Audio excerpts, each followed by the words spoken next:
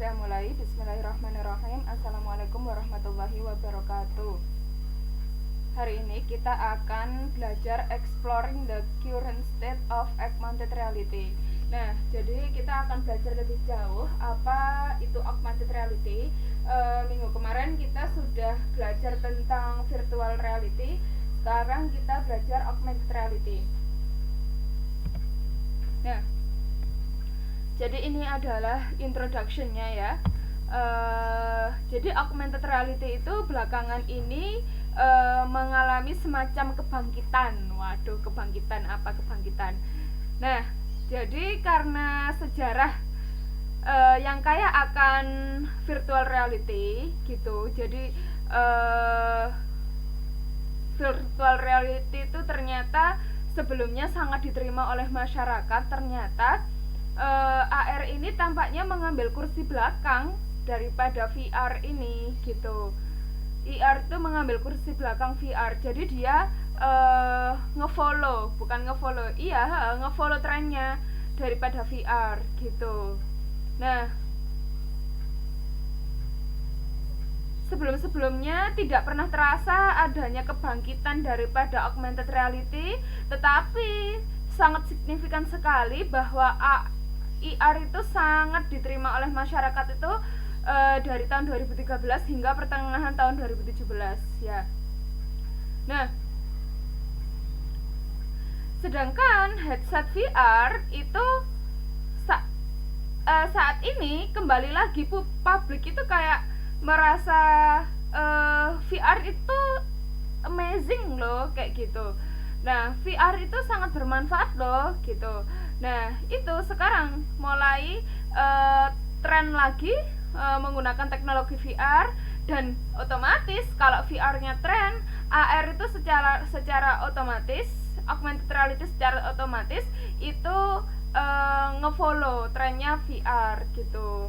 Nah, apalagi belakangan ini untuk sisi programmer, untuk sisi developer, nah adanya IR Kit dan juga IR Core itu memudahkan masing-masing para programmer untuk mengembangkan baik di platform iOS ataupun platform Android gitu. Jadi tentu saja IR ini memiliki masa depan yang cerah, sangat cerah sekali karena yaitu tadi banyak sekali peminatnya gitu.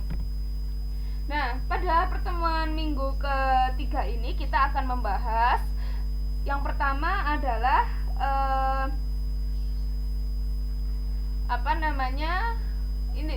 looking at the available form factor gitu.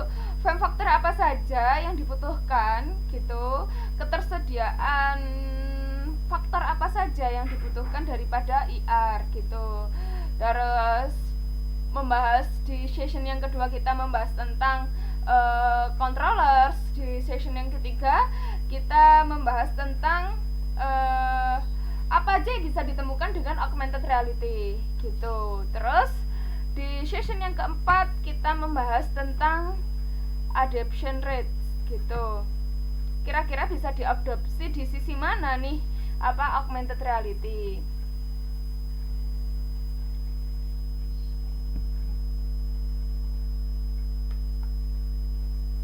Oke, yang di session yang pertama kita akan membahas tentang available form factor gitu.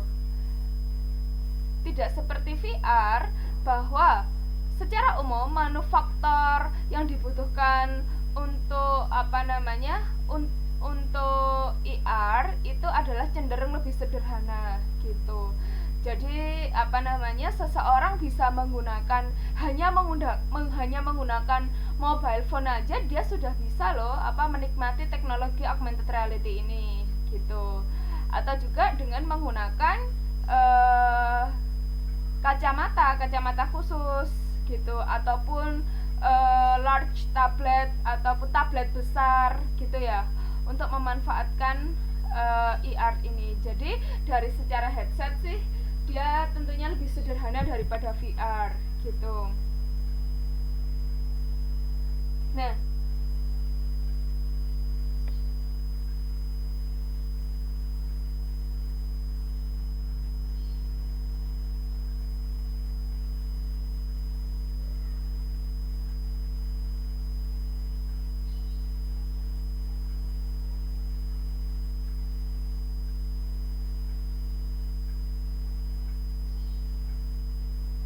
Jadi faktor-faktor apa aja yang dibutuhkan oleh VR gitu. Nah, apa namanya, tidak seperti VR.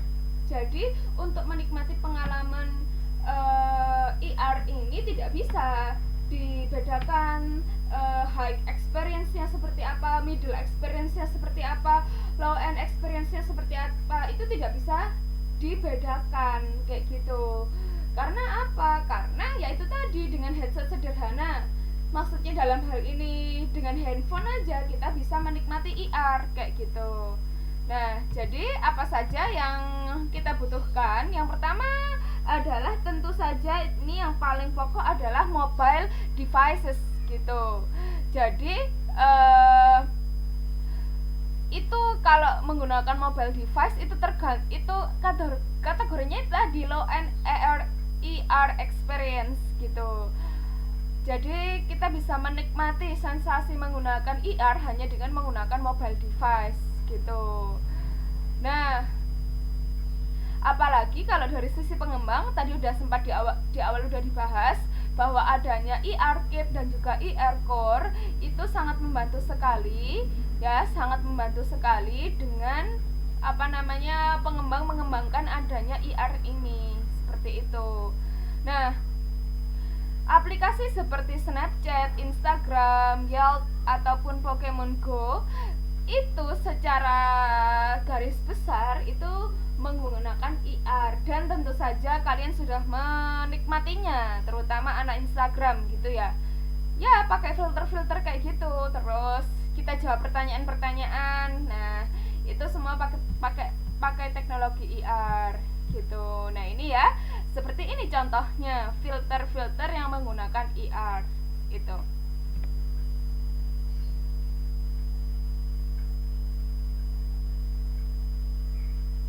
Nah, selanjutnya IR headset gitu. Jadi tadi kalau mobile device ya itu untuk pengalaman itu adalah pengalaman yang paling rendah gitu. Nah, tetapi kalau misalnya kita pengen menikmati sensasi IR gitu, kita bisa menggunakan headset gitu. Nah, beberapa contohnya termasuk Microsoft HoloLens, terus ada Meta 2, ada juga Magic Leap gitu. Nah, tetapi meskipun ketiga perangkat itu adalah headset yang paling terkenal, ya merupakan headset yang paling terkenal, tetapi itu masih belum bisa dijadikan konsumsi massal gitu. Konsumen belum banyak yang pakai seperti itu gitu. HoloLens itu tersedia sekarang, tetapi dia itu dipasarkannya ke bisnis dan perusahaan, bukan konsumen. Terus Meta 2 itu tersedia juga sekarang, tetapi dia digunakan sebagai kit pengembang, bukan rilis penuh. Jadi dia dijadikan sebagai tools pembantunya daripada sisi developer gitu. Dan ada juga Magic Leap. Meskipun dia itu ada, tetapi loh headset ini masih belum dikirimkan ke pengembang kayak gitu. Nah, di slide ini adalah gambaran daripada Meta 2. Nah, itu. Jadi apa yang kalian lihat dulu di film-film, nah sekarang ini sudah memang dikembangkan, bukan lagi impian seperti itu. Jadi memang ada. Nah, terus ini adalah augmented reality headset comparison gitu, adalah perbandingan daripada banyak headset.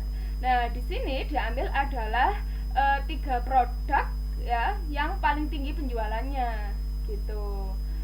Nah, kalau Microsoft HoloLens otomatis dianya platformnya Windows. Kalau Meta 2 itu proprietary.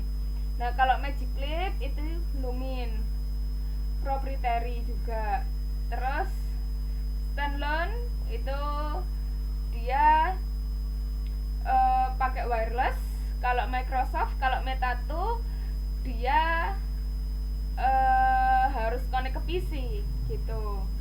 Nah, kalau Magic Clip itu requires wearable with light pack komputer. Jadi harus apa namanya ya, mudah digunakan.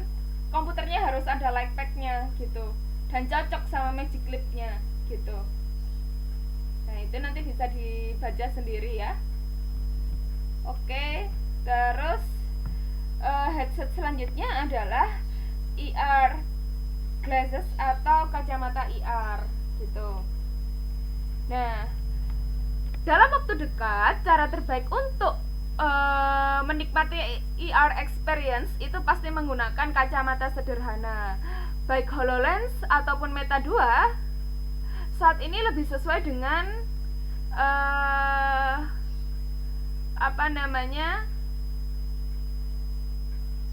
saat ini lebih sesuai digunakan karena dia memiliki garis pelindung yang besar gitu. Jadi lensanya besar sekali gitu. Tetapi tetap saja dia dua merek itu belum merilis kacamata IR yang meyakinkan gitu. Nah, kalau punyanya Magic Clip One itu membuat kita semakin dekat. Tapi hitungannya kacamatanya itu masih terlalu besar. Kalau Google Glass dan Intel Phone yang baru dirilis itu adalah contoh paling terkenal daripada eksekusi kacamata IR yang sederhana. Nah, namun kinerja kacamata saat ini seperti Google Glass itu experience-nya hitungannya masih kurang dan sangat nyaman digunakan daripada HUD. HUD itu apa, Bu? Ya, itu merek juga gitu. Nah, mereka tidak memiliki bidang pandang yang luas. Kemampuan grafisnya juga masih kurang, serta kemampuan untuk menempatkan konten digital di lingkungan fisik itu juga masih kurang. Dan mereka memiliki resolusi yang sangat terbatas dan interaksi yang sangat sedikit gitu. Nah, ini gambar 3.4 itu adalah menggambarkan seseorang yang menggunakan touchpad di sisi Google Glass-nya untuk menggesek timeline konten yang ditampilkan di layar gitu ya. Nah, yang terdapat di cermin kecil di depan mata pengguna gitu. Nah, sekarang kita masuk ke session yang kedua, membahas tentang pengontrol IR gitu. Membahas tentang controllers apa aja yang ada pada IR gitu. Pengontrol IR atau biasa disebut dengan mixed reality itu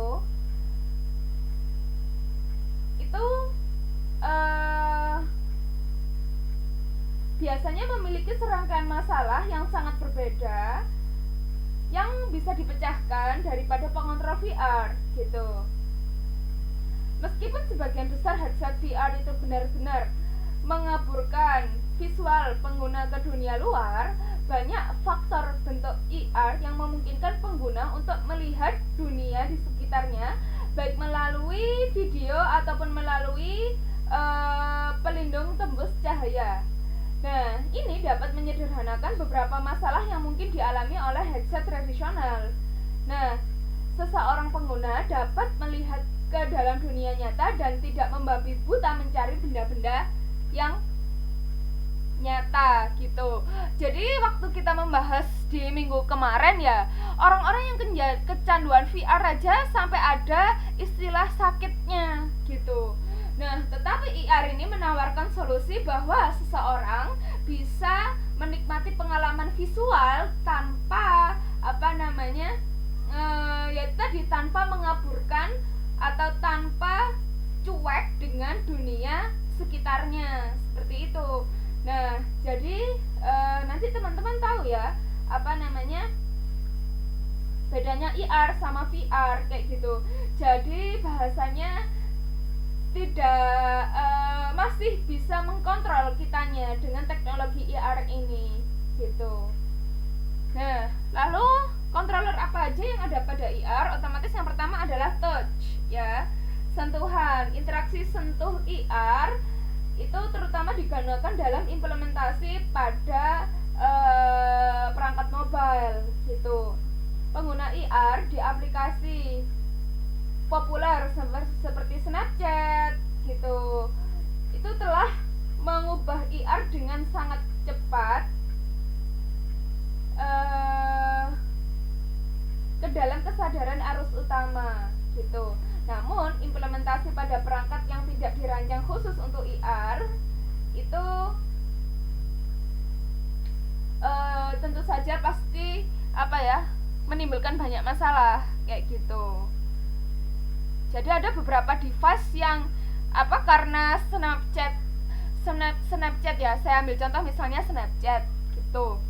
Nah, dia menggunakan teknologi IR, tetapi tidak semua device mobile itu sesuai dengan minimal requirement-nya, sehingga IR yang berjalan pada Snapchat di handphone pengguna itu kadang jalannya kurang soft kayak gitu. Nah, di sini saya menunjukkan tentang contoh daripada IR gitu. Placing virtual object via touch in mobile IR gitu. Nah, jadi di figur 3.5 ini mengilustrasikan bagaimana user interface guidelines Apple gitu. Jadi panduan antarmuka pengguna Apple menyarankan kepada kepada user gitu berinteraksi dengan digital hologram in the real world gitu. Jadi dia berinteraksi dengan hologram digital pada dunia nyata. Nah, dalam hal ini objek virtual itu ditempatkan di dunia nyata. Di panel kiri gambar 3.5. Nah, perhatikan itu ada penanda sudut di sekitar permadani, ya kan? Di situ menunjukkan bahwa deteksi bidang permukaan datar itu sedang berlangsung. Oke. Nah, panel yang tengah pada gambar 3.5 menunjukkan kotak fokus.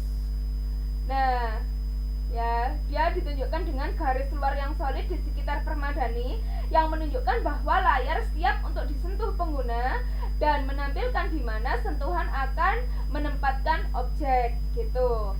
Nah, setelah pengguna menempatkan objek, kotak fokus itu menghilang. Nah, hanya menyisakan objek virtual yang ditempatkan di dunia nyata seperti yang ditampilkan pada gambar panel yang terakhir kayak gitu. Nah, jadi kita bisa ya, udah tahu semua ya bedanya antara IR sama VR. Oke. Nah, terus sekarang adalah gaze gitu. Seperti dalam VR, nah, kontrol tatapan atau gaze control itu adalah sarana interaksi IR yang sangat populer. Tentu saja dia sering digunakan bersama dengan interaksi yang lain seperti isyarat atau klik pengontrol. Terus menggunakan gaze control ini dibangun dari apa yang sudah dilakukan pengguna, menoleh atau perangkat bisa melihat lingkungan sekitar. Nah, dan otomatis itu memicu interaksi berdasarkan pada apa yang pengguna pilih sebagai fokusnya. Nah,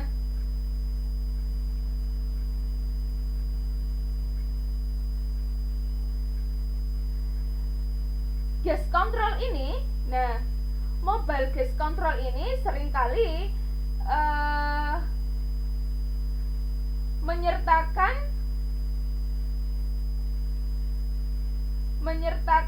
grid yang mengikuti pandangan pengguna. Nah, untuk menunjukkan di mana hologram digital dapat ditempatkan di dunia nyata. Pada gambar 3.6 ini ya, gambar 3.6 itu menampilkan bagaimana robot Android ya. Itu ada robot Android. Nah, ya kan, ada robot Android. Nah, ada peta virtual terhampar di atas pemandangan dunia nyata untuk membantu memvisualisasikan kepada pengguna di mana robot Android ini akan ditempatkan seperti itu. Terus keyboard dan mouse. Nah, biasanya kita membayangkan bahwa keyboard dan mouse itu teknologi kedepannya kita membayangkan bahwa sepenuhnya kita tidak akan memakai keyboard dan mouse gitu. Tetapi untuk mencapai itu tentunya butuh proses dan saat ini masih belum bisa. Nah, IR itu masih menggunakan keyboard dan mouse sebagai controllernya gitu. Dan untuk dihapuskan keyboard dan mouse itu masih banyak pertimbangan. Nah, contohnya Meta 2 misalnya menerima input dari keyboard dan mouse. Dan meskipun desainer Meta 2 menggambarkan kebutuhan akan mouse menghilang dari waktu ke waktu saat pelacakan dengan tangan. Nah, tetapi masih ada contoh di mana keyboard mungkin menjadi metode yang paling sederhana untuk input di masa yang mendatang, seperti memasukkan teks yang berbentuk panjang gitu. Namun dengan munculnya controller berupa suara sebagai opsi kontrol, mungkin kebutuhan keyboard dan juga mouse itu akan berkurang gitu. Voice. Nah, sekarang controller menggunakan voice gitu.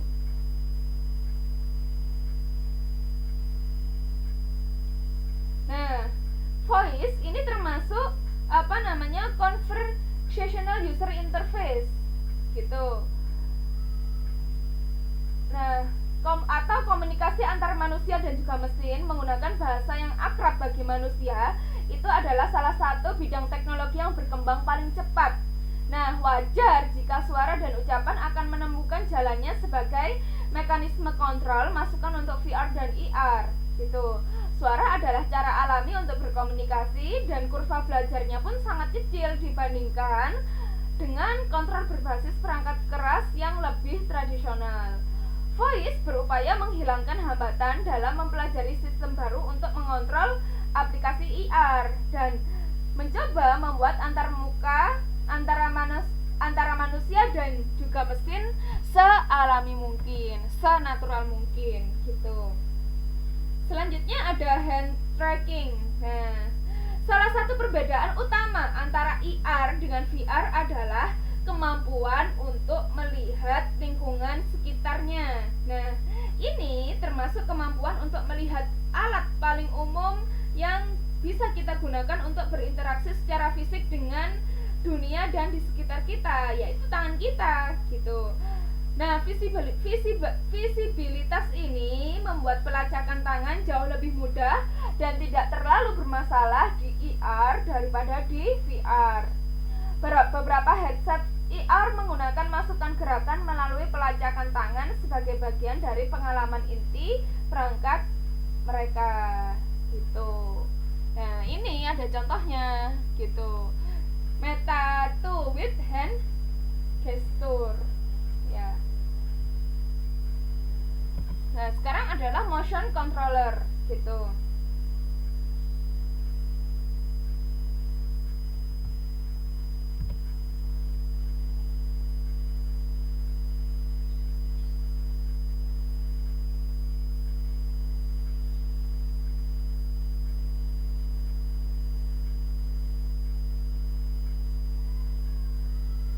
Nah, di kelas bawah headset seperti Microsoft HoloLens menyertakan peripheral yang sangat sederhana seperti HoloLens Clicker. Nah, seperti gambar 3.8 ini gitu. Nah, perangkat yang dikonfigurasikan untuk memungkinkan pengguna itu mengeklik dan menggulir dengan gerakan tangan yang minimal sebagai pengganti dari gerakan AirTap gitu. tahu kan gerakan AirTap itu seperti apa. Nah, jadi penggantinya gerakan AirTap ini kita ada yang namanya ini produknya Microsoft HoloLens ini, HoloLens Clicker gitu. Pengontrol sederhana seperti clicker ini berusaha menjembatani kesenjangan antara kontrol non-perangkat keras alami seperti suara dan isyarat dengan pengontrol gerakan yang lengkap. Nah, sering digunakan dalam hubungannya pengontrol ini biasanya digandengkan dengan e-control kayak gitu. Nah, clicker ini memungkinkan interaksi yang sangat sederhana bagi pengguna seperti menatap hologram dan kemudian mengekliknya untuk memilih atau menggulir dengan mengklik dan menahan lalu memutar clicker ke atas atau ke bawah. Clicker memecahkan beberapa masalah yang dibahas mengenai pelacakan tangan gitu.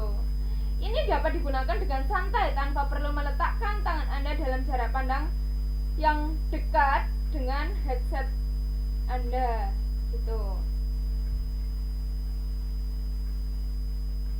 Nah, sekarang di session yang ketiga, recognition the current issues with augmented reality gitu. Nah, seperti yang dibahas di bab 1 itu tentang VR yang kemarin, firma riset teknologi Gartner itu memprediksi bahwasanya VR itu akan diproduksi secara massal antara tahun 2020 hingga 2023. Sementara itu di tahun berikutnya prediksi adopsi massal itu akan dilakukan pada IR. Nah, artinya perlu 1 dekade sebelum kita melihat adopsi IR dalam skala besar yang tampaknya merupakan kesimpulan yang sangat logis gitu.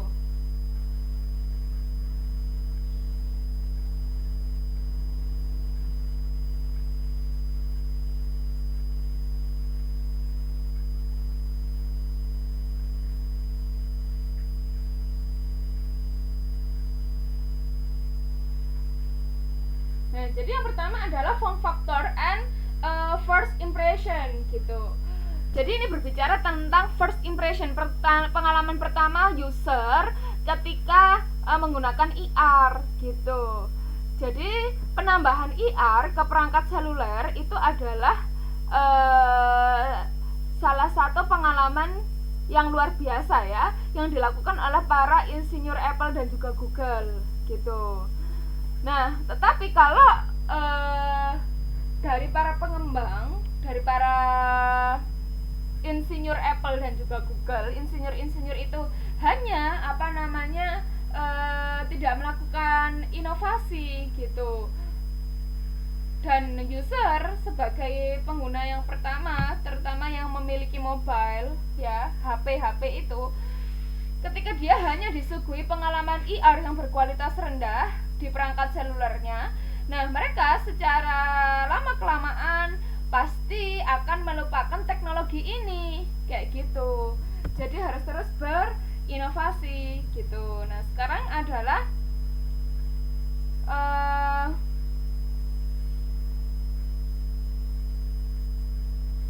lalu untuk masalah cost dan availability gitu. Nah, selain itu tidak seperti VR di mana sejumlah headset itu ada yang kebanyakan berbiaya rendah. Nah, headset perangkat keras untuk kacamata IR itu dapat dengan mudahnya menghabiskan biaya ribuan dolar yang membuat jauh dari jangkauan semua orang kecuali inovator ataupun orang yang emang benar berdedikasi untuk untuk mengembangkan teknologi ini. Jadi dia kurang ramah di kantong untuk headsetnya gitu. Nah, masalah ini diilustrasikan pada gambar 3.9 yang menampilkan siklus hidup adopsi teknologi gitu. The technology adoption life cycle gitu. Ini gitu.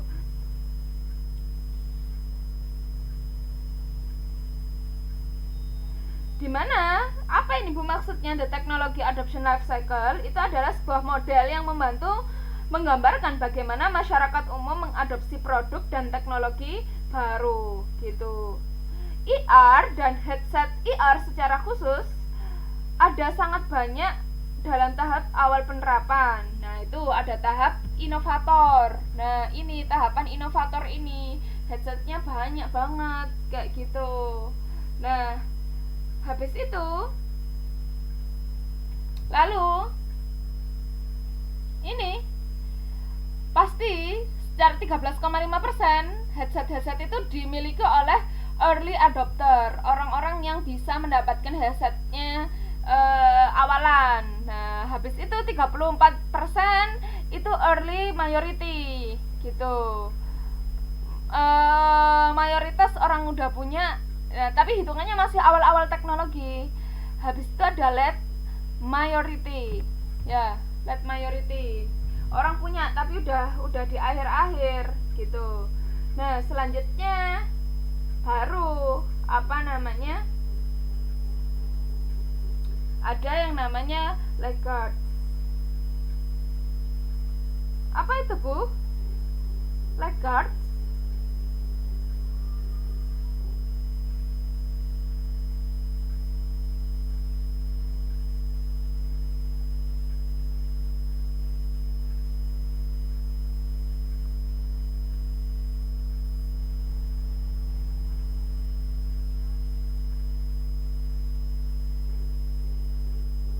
Apa ya laggard? Ya orang yang memiliki headset paling terakhir sendiri gitu, sudah nggak tren dia baru punya kayak gitu. Nah, tuh. Jadi masih bingung ya? Bingung? Apa yang dimaksud dengan teknologi adoption life cycle ini? Nah, ini yang dijadikan tugasnya gitu. Coba sih jelaskan figur 3.9 apa yang dimaksud dengan adoption life cycle gitu. Terus kira-kira grafik ini relate nggak dengan berbagai aplikasi yang kalian buat, misalnya web kayak gitu. Bisa nggak ini digunakan? Apa harus di IR? Itu ya tugasnya. Oke. Nah, terus untuk slide selanjutnya kegunaan yang dirasakan gitu. Hardware terbaik di dunia tidak akan berarti apa-apa jika tidak disertai software yang luar biasa. Nah, pengembang perangkat lunak tidak ingin membuat perangkat lunak untuk perangkat keras yang belum mencapai tingkat konsumsi tertentu, dan konsumen tidak ingin membeli perangkat keras yang tidak memiliki basis aplikasi yang luas untuk mereka gunakan. Nah, kemungkinan akan membutuhkan beberapa pengembang perangkat lunak yang giat untuk membuat beberapa aplikasi yang harus dimiliki, sehingga akan mendorong adopsi daripada konsumen gitu.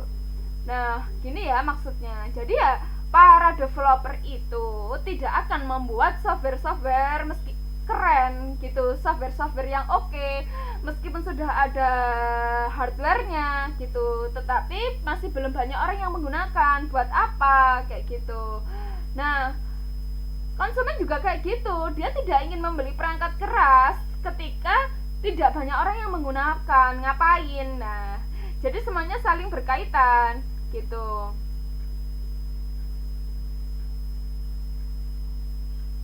Nah, tetapi meskipun seperti itu, meskipun jalan bagi pengembang perangkat lunak tersebut tidak akan dilalui dengan baik, orang-orang yang membuat aplikasi IR untuk pertama kali otomatis dia akan sangat dihargai gitu. Terus yang selanjutnya adalah tracking. Salah satu fitur terbesar IR adalah kemampuannya untuk menempatkan objek digital di dunia nyata 3 dimensi. Nah, seperti yang tadi kita contohkan ya.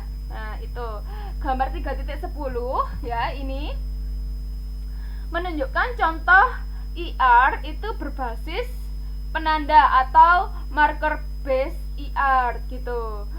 IR berbasis penanda memerlukan penanda yang dirancang khusus untuk ditempatkan di ruang dunia nyata agar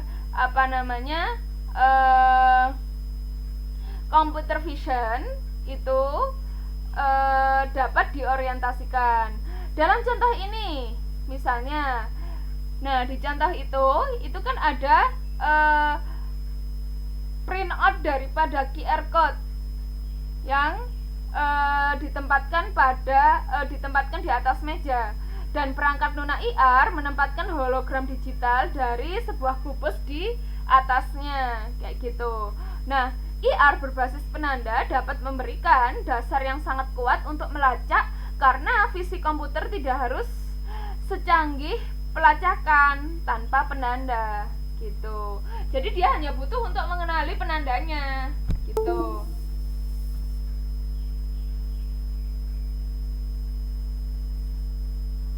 Nah, sekarang apa itu field of view atau bidang pandang? Mengacu pada ruang tempat hologram digital dapat muncul. Misalnya, field of view untuk IR seluler adalah jumlah ruang yang dapat dilihat di layar perangkat kita, gitu. Nah, layar perangkat bertindak sebagai jendela kita ke dunia IR. Alihkan pandangan dari jendela ini ke dunia digital dan kita akan melihat dunia nyata di mana tidak ada hologram, gitu. Ya, paham ya maksudnya ya, bidang pandangnya. Jadi kalau misalnya pandangannya kita lagi nonton handphone, nah berarti bidang pandang kita IR itu adalah dunianya IR. Tapi kalau misalnya handphone kita digeser dan kita melihat dunia luar, itu sudah bukan bidang pandangnya IR. Nah, dari sini aja udah kelihatan sekali bedanya, gitu. Nah, ini loh 3.11 ada an example of a narrow field of view. Nah, ini field of view. Jadi di situ ada hologram visible sama hologram not visible. Jadi kalau misalnya HP kita nanti di hologram visible, HP-nya diarahkan ke hologram visible, itu pasti akan muncul sesuatu dari situ, kayak gitu. Berarti itu bidang pandangnya di situ. Nah, tapi kalau diarahkan di bagian hologram not visible, nah itu bukan bidang pandang, gitu. Nah, sekarang adalah secara visual. Seperti headset VR pada generasi yang sebelumnya. Nah, tentu saja headset IR ini berjuang untuk memenuhi tuntutan resolusi tinggi yang biasa dialami oleh konsumen, gitu. Selain itu, banyak perangkat IR saat ini yang mengalami occlusion yang sangat buruk, gitu. Dalam IR, occlusion biasanya mengacu pada objek fisik yang mengaburkan objek digital. Visual seperti itu disebabkan oleh kurangnya occlusion yang tepat pada IR, gitu. Nah, perangkat HoloLens dan Meta 2 dapat melakukan tingkat oklusi yang wajar, dan video demo daripada Magic Leap tampaknya menunjukkan tingkat oklusi yang sangat tinggi, gitu. Nah, ini adalah contoh daripada Magic Leap demo video. Nanti kalian bisa ya langsung mengunjungi source di YouTube, itu ada, itu bisa dikunjungi. Oke, session yang terakhir, bagaimana terus menilai tingkat adopsi daripada IR ini, diskusi kita yang terakhir. Jadi, apabila kita mengevaluasi pasar hanya pada basis penginstalan, mungkin kita berpikir bahwa IR itu, tingkat adopsi IR itu jauh di depan adopsi VR. Itu kalau ngomongin penginstalan, tingkat instalasi IR itu jauh lebih tinggi daripada VR. Namun, angka-angka itu didukung ketat oleh rilisnya IR Code dan IR Core untuk perangkat iOS dan Android, gitu. Nah, kemungkinan besar beberapa tahun lagi adopsi konsumen massal pada tingkat ini itu masih ada harapan lah. Kalau misalnya kita ngomongin tentang IR, gitu, ada pasar mengarah ke sana, gitu. Nah,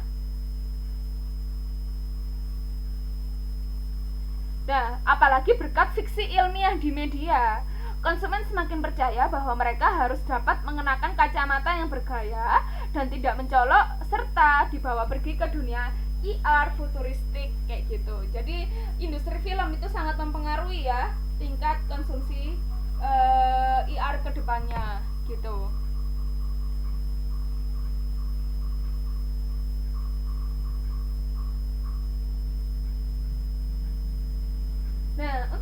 ini perusahaan berinvestasi besar-besaran terhadap IR atau mixed reality. Mixed reality itu maksudnya gabungan antara IR dan VR ya.